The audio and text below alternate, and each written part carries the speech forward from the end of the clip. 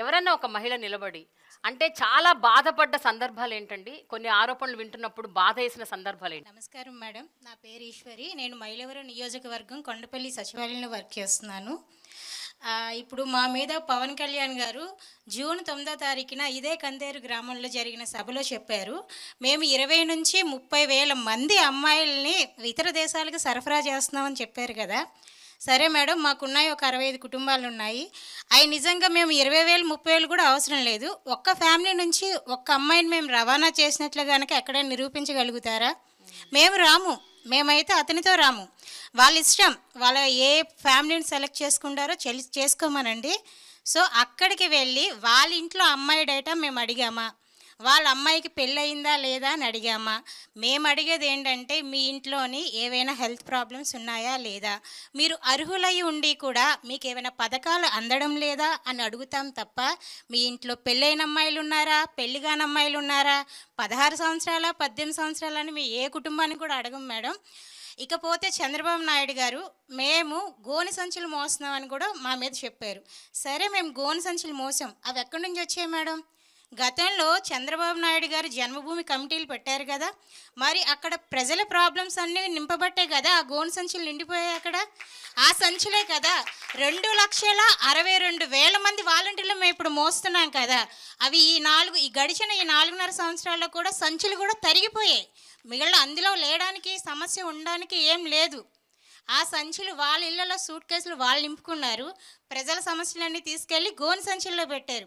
ఇప్పుడు జగనన్న అంటే జగన్ ప్రభుత్వం జగనన్న ప్రభుత్వం కాదు మేడం, ఇది జగన్ ప్రభుత్వం జన ప్రభుత్వం ఇది. ఎందుకు అంటారా? ఒకే ఒక రీజన్ చెప్తున్నాను. ఆంధ్ర రాష్ట్ర తెలుగు ప్రజలందరికీ కూడా ఒక ధీమా అనేది ఇచ్చారు జగనన్న. ఎందుకు అంటే పెన్షన్కి ఇది వరకు చెట్ల కింద అసలు వికలాంగులు కానీ వితంతువులు కానీ వృద్ధులు కానీ క్యారెస్ కూడా తెచ్చుకొని, నేను నా కళ్ళతో చూసాను మేడం, క్యారెస్ కూడా తెచ్చుకొని సాయంత్రం దాకా ఎండలో నుంచొని కొంతమంది చేత అయితే ఇచ్చేసామని కూడా ఇచ్చి పంపించే వాళ్ళు ఏడ్చిన రోజులు కూడా నేను చూశాను. అప్పుడు అనిపించింది మేడం, ఇలాంటి వాళ్ళకి ఏదైనా వస్తే బాగుండు అనుకున్నా, కానీ అది మా ద్వారా వస్తుందని నేను అసలు ఊహించలేదు. నేనైతే చాలా హ్యాపీగా ఫీల్ అవుతున్నాను.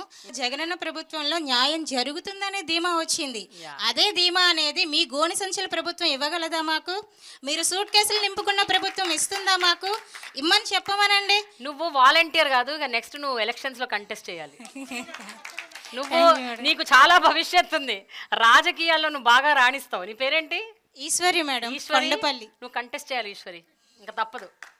నువ్వు వచ్చే ఎన్నికల్లో నువ్వు గ్యారెంటీగా కంటెస్ట్ చేయాలి. అలా అని కాదు మేడం, ఇష్టమా రాజకీయాల్లోకి రావడం? జగనన్నతో సేవ చేయడం అనేది ఇష్టం మేడం. మీరు ఇందాక ఒక క్వశ్చన్ అడిగారు, మీరు ఏమైనా ఇబ్బంది ఎదుర్కొన్నారా?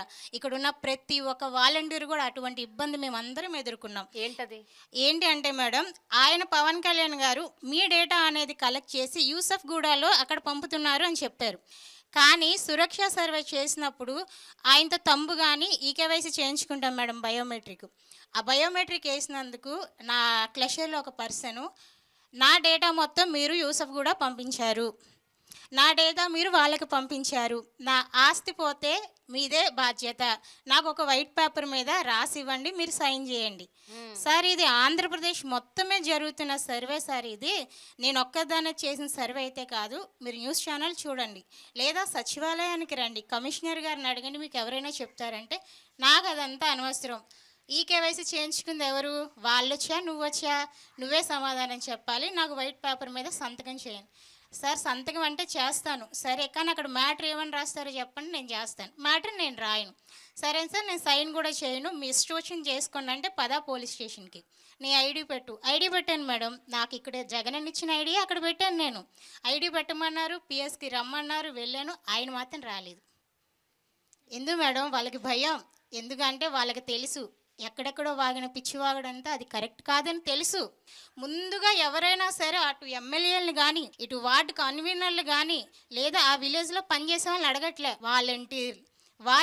వాలంటీర్ మమ్మల్నే అంటున్నారు. ఎందుకు మేడం? ఎందుకంటే వాళ్ళకి కూడా తెలుసు మా ద్వారా మాత్రమే అవుతున్నాయని, మా ద్వారా మాత్రమే మేము ఉన్నామని, మేమే ఏదైనా చేయగలమని.